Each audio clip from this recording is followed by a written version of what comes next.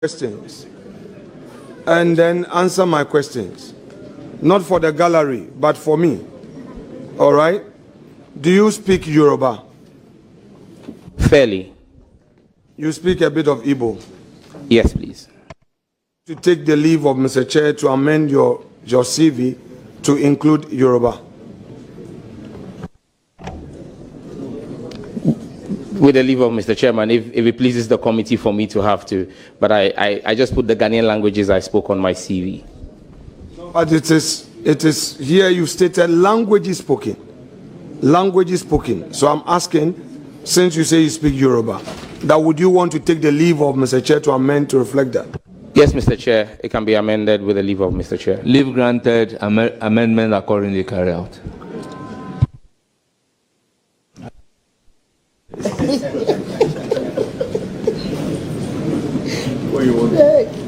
Now, you have stated hometown to mean to be Old Ningo.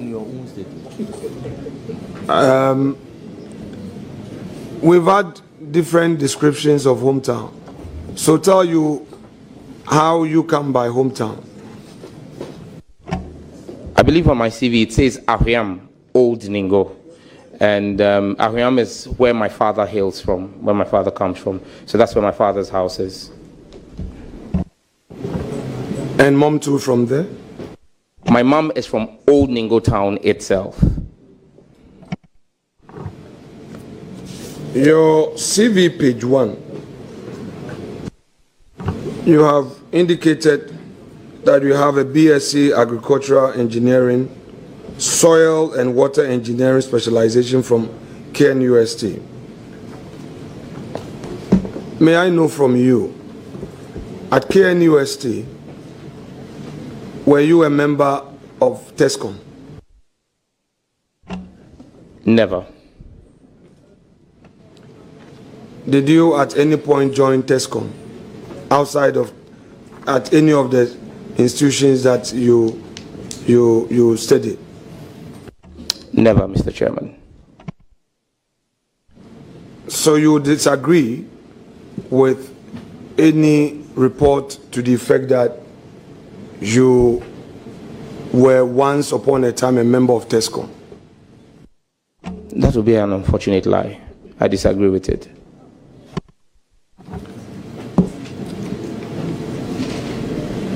The states.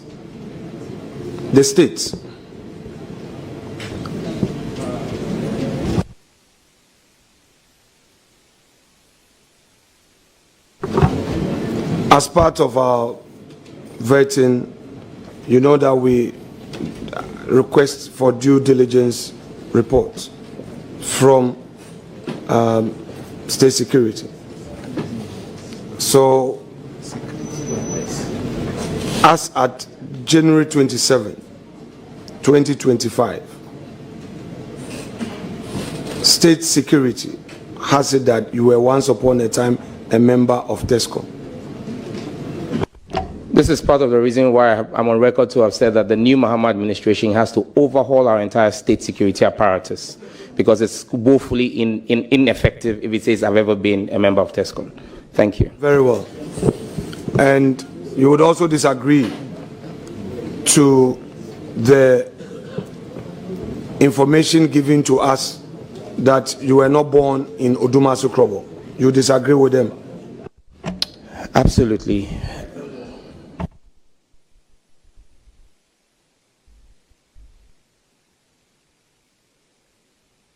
Now, you have on page 2 of your CV. Let's go to page 2. You said you have executive masters in international strategy and diplomacy, London School of Economics and Political Science, correct? That's correct, Mr. Chairman. You have the certificate with you? Not here, but I can furnish the committee with it. If Chairman, with your leave, would want to take that later, since he doesn't have it now. No problem. Should provide it. Certified true copy. Certified true copy later. You can let us have it. I would quickly make the request to the LSE for a certified true copy. You have the certificate with you. You have graduated. I have the original certificate framed. You're asking for a certified true copy. No, but you can certify it. You can get it certified. Any notary public. I would choose to get it certified from the university that issued the certificate for the purposes of this committee. I'll make the request to the LSE. This perhaps is a legal question, so it's all right if you understand it, sir. Well, for the benefit of your supporters, we are here to also help you. I know you've done LLB. I know you've done LLB. You've not been called to the bar yet. You don't need to write to your school to give us a certified copy. Once you are in possession of the original, a notary public who cites the original can certify. That is the law, which they should know. Now, would you be able to furnish us with a certified copy of that certificate? If it pleases the committee, Mr. Chairman. When did you start the program? And when did you finish the program? September 2021, and I submitted my dissertation in July 2022. How did you pursue the program? In person. Now, at all material times, you were a member of parliament. September 2021. You said, when did you finish it in 2022? In July 2022. So between September 2021 and July 2022, you were a full-time member of parliament. And this school is in the United Kingdom. So share with us how you pursued the program.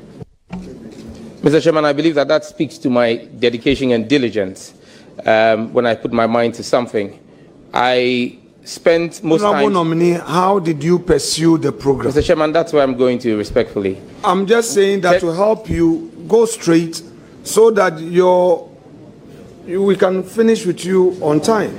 Mr. Chairman, my program was an executive master's program, and I had multiple class periods and assignment periods. So in every month, we had 10 days of physical contact. And then you had essays that you had to present or submit in the ensuing period until the next class. And so again, if the committee would want for me to show evidence of my travel record, I will show how I spent 10 days in London with the leave of Mr. Speaker sometimes, and when I returned to Ghana to make sure that I stayed within the courses. And I had to do that between September and May. June, July, and August. June and July were not, you didn't need to be in person because that was when we're working on our dissertation. Thank you. Okay, so you are telling us that, so from September, every month, you were spending 10 days in the United Kingdom, every month. Give or take, yes, please. No, let's be specific, because you say we can check that from your travel records and all. I just want us to be very specific in the answers. So September, when you started in September you went to UK for 10 days and came back, correct? Mr. Chairman, that's why I said give or take. There were times when, because of travel periods, and that was at that time, there were still COVID travel restrictions. So there were times when I had to spend 14 days. There were times when I was able to do 12 days because the regulations in the UK were very fluid at the time.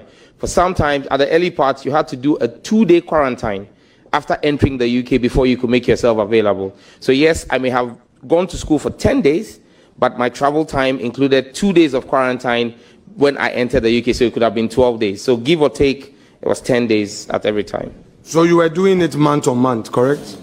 That's correct, Mr. Chairman. So you can furnish us with evidence of September travel, October travel, November, December, all the way to May, as you said. Yes, Mr. Chairman. Chairman, with your leave, the nominee has promised to furnish us. So Leave is hereby granted. very well. So, honorable nominee, we'll take that one. I recognize a follow-up question from Honorable Roxanne. Thank you very much, Chairman.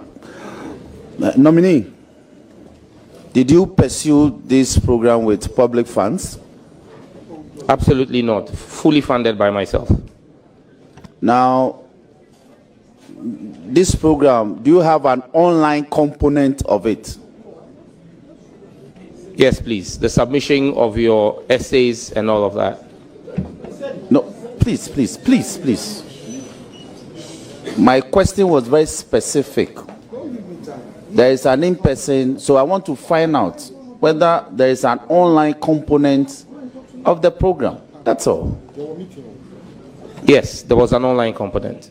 So in addition to traveling to London, you pursue some aspect of the coursework whilst here. That's correct. Chairman, that will be wrong. Chairman, I'm taking note of the supposed follow-up which come in multiples, and they are indeed substantive. Mr. Roxanne has had his time, but anyway, I would tolerate him. It's fine. Okay, so when did you graduate? I believe it was in December. I attended my graduation, I think, either in December 2022 or January 2023. I need to refresh my memory, but I think it was in December 2022. It's a matter of public record. I'm sure when we get the certificate, we'll get to know. Now, you that you fully funded yourself. Yes, please. How much did it cost you? Mr. Chairman, are you asking me the cost of the course or the cost of the entire program? Because Okay, that would I'll include, break it down. Don't worry. That would include travel. Don't worry. I'll break it down for you. First, let's deal with your tuition fee. How much did it cost you in tuition? I would have to check with my accounts to determine how much it cost. This was a fee I paid about 4 years ago. With the leave of chair, would want to have that. Very How well. much did it cost you in accommodation? Again, I'll have to check with my residents at the time how much it cost me. So with the leave of chair, you provide us with that. How much did it cost you in travel? Again, the tickets vary based on season, so I'll have to Okay, so itemize each don't- ticket and how much it costs. Okay, so chair would give direction on all three, so you can provide Leave that. is hereby granted for you to bring the cost component. But Mr. Chairman, respectfully, may I find out why personal expenditure of mine for my own personal development is now the subject of this committee's inquiry? You should have said that as your answer. No, Mr. Chairman, I was asked specific questions about whether I did them. Now, the question of providing same, I said I don't have that here, and it would take the